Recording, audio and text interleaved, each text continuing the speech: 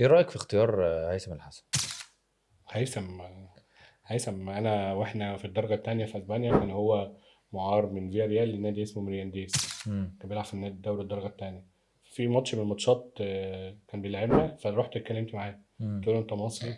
فهو بيتكلم اسباني اصلا، ما بيتكلمش ولا كلمه عربي. اصلا. اه فاتكلمنا اسباني انا وهو، فقال لي بس انا عمري ما رحت وكده. قلت له طب انت عايز تروح المنتخب؟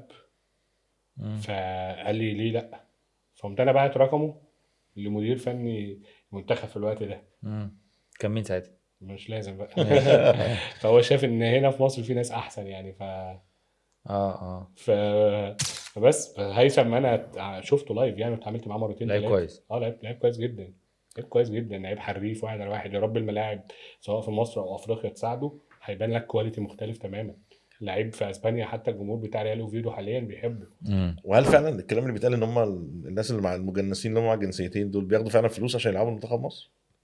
لا، ما اعتقدش. لا يعني المغرب مثلا دي تجربه شفتها. لا، ما اعتقدش ان انا هو بتكلم بياخد. على بالذات هيثم ما عندناش اصلا وتجربته. كذا حد، بس اه ممكن بس اقول حاجه سريعه في النقطه اللي انت بتتكلم اه فيها دي، لان برضو عندنا في مصر حل الكوره مش في اللعيب المزدوج الجنسيه قوي زي المغرب، لان مم. الفئه اه. والكاتيجوري اللي بيطلع من المغرب يروح يعيش بره غيرنا. واولاده غيرنا. احنا مم. يعني ممكن يا رب نكون محظوظين في 2 3 4 بالكتير، انما مثلا مش كل ما هو مزدوج الجنسيه وبيلعب في نادي هيبقى اضافه.